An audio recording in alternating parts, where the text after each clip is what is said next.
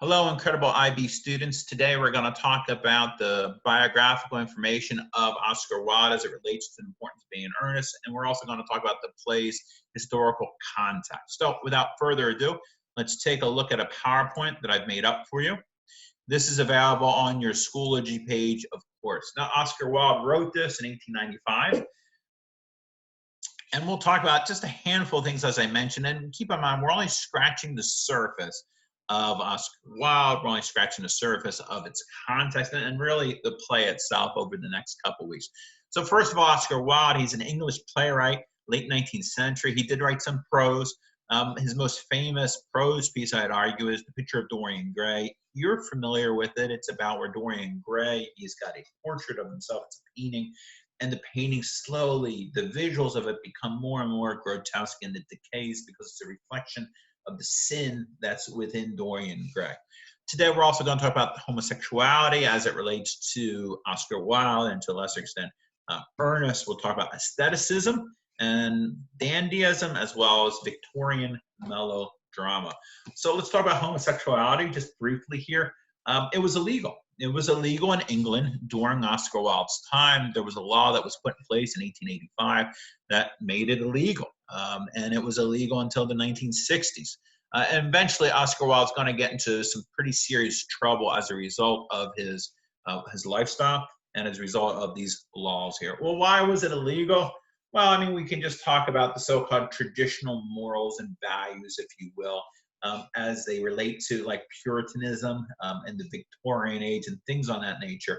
And the reason why it was illegal is because homosexuality is the antithesis, I suppose, right, to those so-called traditional values. Let's talk about dandyism also.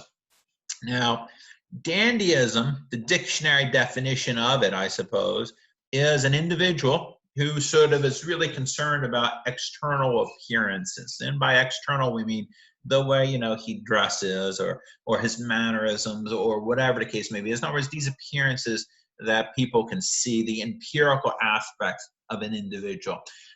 One can also argue that a dandy individual is vain, although that is more definition-wise to foppish, F-O-P, as opposed to being a dandy. But a lot of times they're one and the same, if you will. As it relates to Oscar Wilde, obviously you're going to see these dandy characters within Ernest, if you've already read it. And so it's autobiographical. Oscar Wilde himself is very dandy, if you like. And a lot of times the characters, not in Oscar Wilde's pieces though, a lot of times characters who are portrayed as being dandy or dandy-ish or dandy-actic, I suppose, are superficial and they don't recognize it, all right? Now, as I said, that's not necessarily true within an Oscar Wilde piece, and the reason why is because he himself would be a self-proclaimed dandy, right? So many times that dandy character is going to be heroic, not always, but many times. Many times that character is going to appear to be shallow, appear to be superficial, but actually is a pretty complex person. And actually a lot of times is probably the most moral character within the story or within the play. And by most moral, we got to be careful with that. When I say most moral, that doesn't necessarily mean moral. That means of everyone in the play or everyone within the story, this character is the best. But remember, if they're all pieces of work in a negative way, and if you're the best of those pieces of work, that doesn't necessarily mean you're not a piece of work too. So Algernon would be a good example of an exception. I think Algernon sort of at best is morally neutral as opposed to being morally upright, if you will. Now, another way the dandy archetype is portrayed within the Oscar Wilde pieces is that he has this really sharp wit, right? A really super sharp wit, and we see that within Ernest.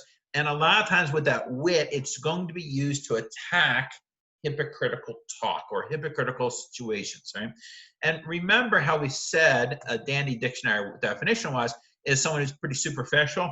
This obviously is an example of how this individual is complex in a variety of ways. And so the character, a lot of times, that archetype character for Oscar Wilde is going to be used to tear down or to attack that hypocritical talk of religion, of society, of the government or politicians in general. So keep those things in mind. Now, being a dandy sort of goes hand in hand with this aesthetic movement or aestheticism, right? So aestheticism is something that sort of cropped up during the late 19th century, and it's a pushback against materialism. It's a pushback against that contradictory or hypocritical moral code of the bourgeoisie, right? And so really what the aesthetics did, they sort of protested through art, because that's what an aesthetic is, someone who has this appreciation for the arts. It's a person of the arts, if you will. So they protested against that falsity and the restrictive morality of that Victorian age there. And they embraced bohemian quality. So what's a bohemian? Well, just does not have anything to do with bohemian rhapsody, but bohemian is someone who is sort of a man or a woman of the arts, if you will. Like that is his or her central focus. That's what makes him or her tick. So how is Wilde an aesthetic? Well, what is Wilde's aestheticism? So he embraced something called the code of beauty and pleasure. It sounds really super weird, but it's something that exists. And he embraced what we call hedonism. And hedonism is when you're sort of living your life for hedonistic purposes. I've just used the word to define itself. It's someone who is that pursuit of self-pleasure. And that's the most important thing, right? To enjoyment in life. So if all you wanted to do and all you did was sort of lay out on the beach, get baked in the sun, and drink margaritas and, or drink boat drinks, so to speak, and have, sort of shrimp and rich foods, and that's all you did, that would be considered hedonistic, right? And so when we think about Oscar Wilde and we look at his biography, he was definitely an individual who was hedonistic in general. And his life, this hedonistic life, this aestheticism sort of philosophy was reflected within his work, and his work was reflected in his life too. And an example of such would be just the way he dressed, right? And if you look at the way he dressed, you see that very sort of dandy attitude, if you will. I mean, look at the way everything is perfect. Look the way he's even got himself a little flower within that buttonhole.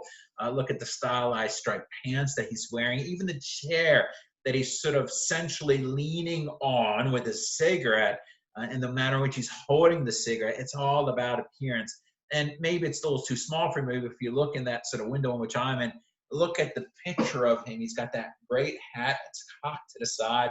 He's got that fluffed out bow tie that's going on there. It's all silk. There's other pictures of him where he's got cocked out sort of fur collars. He's awesome.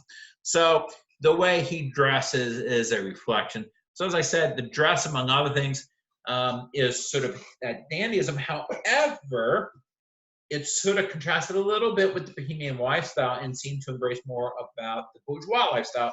And how so? Because that bohemian lifestyle, right, even though it was a person of the arts, it was more about being of the masses too. Whereas the dandy, again, it was more of that upper class there. So one last thing about the aesthetic aspect of his belief system, that the arts, specifically his literature, could help prevent the murder of his soul. And so when he wrote, he supposedly wrote to please himself as opposed to pleasing the masses. So I've mentioned Victorian melodrama. So what is Victorian melodrama? So first of all, what's melodrama in general? Well, melodrama is something it's a sensational dramatic piece of work, and it's meant to really just get your emotions flowing, right? So anything by Nicholas Sparks, right, that would be a melodrama. If you watch soap operas, right, that's probably a melodrama. If you watch Les Mis, the Broadway musical, which I love, that's a melodrama. That Victorian melodrama, that high sensational, unbelievable, unrealistic, extraordinary events one after another within the story. This is Victorian melodrama. So as I mentioned, you have aspects of extraordinary events. You have aspects of unrealistic characters. They're archetypes. There's 6 stock ones when you find within melodramas. You got the clever hero, the scheming villain, the damsel in distress, of course. You have the sidekicks, the servant, the aged parent, the wise person. So all those different archetypes many times will pop up within that melodrama. So once again, it's strongly emotional. The themes usually revolve around love and murder, and then there's some sort of reversal of fortune that takes place. And when you think about Ernest, those 3 things play their role within there. It's about love, and then the reversal of fortune takes place certainly at the end with all the characters, how they sort of all get married, they're all wealthy, and they all live happily ever after. Whereas in the beginning, there was this sort of, I will say, conflict, this concern where everything was going to go sour for them. So let's talk about his Oscar Wilde's Victorian melodrama, satire, comedy, and manners, and it's farcical, right? So what's a satire? I'm just going to read it to you. It's the use of humor, irony, exaggeration, or ridicule to expose, criticize people's stupidity or their vices, particularly, and here it is, particularly in the context of contemporary politics and other topical issues. So remember, we talked about a lot of times the aestheticism is the criticism, right? The attack of, or dandyism is an attack of the social, political, moral realm within the Victorian melodrama. This is what's going on with Oscar Wilde's satire. It's a comedy of manners. It's kind of that satirizes, once again, the behavior in a particular social group, especially the upper classes. So we see that in earnest. And then last but not least, the farcical nature of it, a comic, dramatic work using buffoonery and horseplay, typically including crude characterizations, ludicrously improbable, exaggerated situations. So again, that last portion of it, improbable, exaggerated situations, this is where the farce really comes in to play. So what did Oscar Wilde attack primarily? We talked about all the possibilities. Well, he attacked moralism, right? And then he attacked hypocrisy. So let's talk last but not least about the homophobia and really the attack, the violence against homosexual individuals within Europe and more specifically within England during the late 19th century. And we see how Oscar Wilde got caught up on this. Long story short, he gets caught up and accused of sodomy in 1895. In part, he sort of brings it on himself because what he does, he sues the Marquis of Queensberry, right? The father of his lover, Lord Alfred Douglas. So he sues him for libel because the Marquis accuses Oscar Wilde of homosexuality, right? So Oscar Wilde sues him for libel. So the only way that the Marquis can overcome this libel suit is to prove that Oscar Wilde has been, quote unquote, breaking the law. And of course, he's able to do that, right? And to remember, we talked about the Criminal Law Amendment Act of 1885. We didn't actually talk about it by name, but we talked about how it's illegal to be homosexual, to practice homosexuality within England during this time frame. And as a result, Oscar Wilde, he gets 2 years prison. He's got a chance to flee, but he doesn't. He's so sort of broken and depressed inside that he just doesn't do anything. As a result, he's found guilty. He is put in jail, and then he sort of just disappears. He lives in France after the sentence, and then he dies just within a few years here. So I bring all these things up, of course, too, as I want you to think about the context of the importance of being in earnest, both historically speaking, but also biographically or autobiographically speaking as it relates to Oscar Wilde. So of course, if you have any questions, again, I know that this is we're just scratching the surface. We're only touching on things briefly. I left a lot of things out, and it's perfectly fine. But we can talk again on Tuesday if you have questions, and then we'll sort of thread some of these ideas together in a larger discussion questions that we have. In the meantime, I hope you're enjoying reading the play. Make sure you work on those essays, that essay that is due on Tuesday. And of course, more than anything else, take care of yourself and just be safe. I'll see you on Tuesday. Bye now.